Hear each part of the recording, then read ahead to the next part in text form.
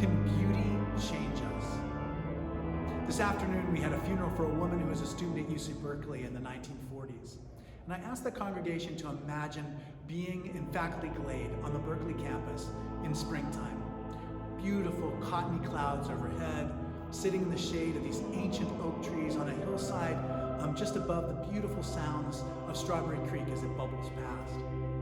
When I was a student at Berkeley, I remember finding an old yearbook from the 1920s and seeing a picture of the 1920s cheerleaders and yell leaders. They were all sitting in this beautiful California buckeye tree.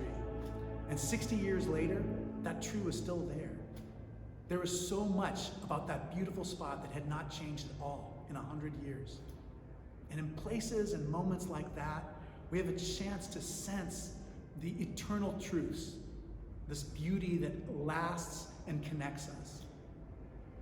Earlier this week, I went and visited Scott Sampson at the California Academy of Arts and Sciences. And Scott has been the executive director only for a short time there, but he asked his staff to work on a project with him to revision what the purpose of their institution was. And so he came up through the conversations with this idea that their goal is to regenerate nature.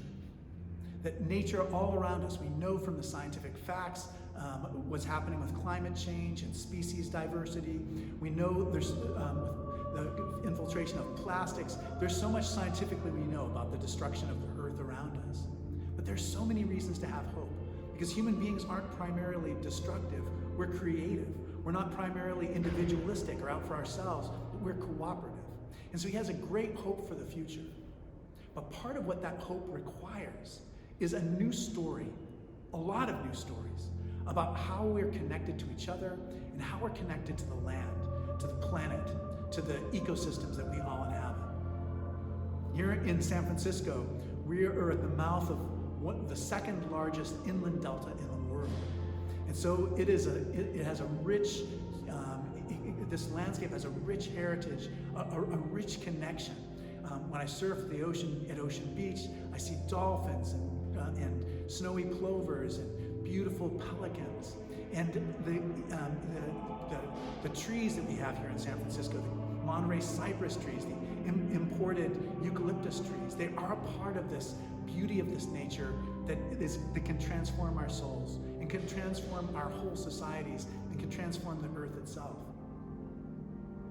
Recently, I started reading a book by Dr. Keltner called Awe, and it's about the therapeutic power of that sense of humility that we have before the face of something that's so much grander and bigger than we are. In it, he tells a story about when I was a teenager and was on a camping trip with my school, and I woke up early in the morning and I saw the sun rise, and when the sun rose, I felt the sense of God's presence, that God had created everything that I saw, that God was in me and outside of me and all around me, and that I would never really be alone. I would never be separated from this power that loves so deeply and connects all of us. That is the power of beauty. And that is the power that can transform us as individuals and as a society. Here at Grace Cathedral, this is a place of beauty, a place of transcendence. This is a place people come to in order to have an experience of God. And I hope one day that you have a chance to be here and experience that for yourself. My name is Malcolm Clemens Young. I'm the Dean of Grace Cathedral here in San Francisco, California. Thanks for watching More Good News.